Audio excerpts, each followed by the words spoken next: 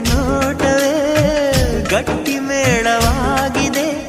ರಾಗ ಎನ್ನಲೇ ಅನುರಾಗ ಎನ್ನಲೇ ಪ್ರೀತಿ ಎನ್ನಲೇ ಹೊಸ ಮಾಯೆ ಎನ್ನಲೇ.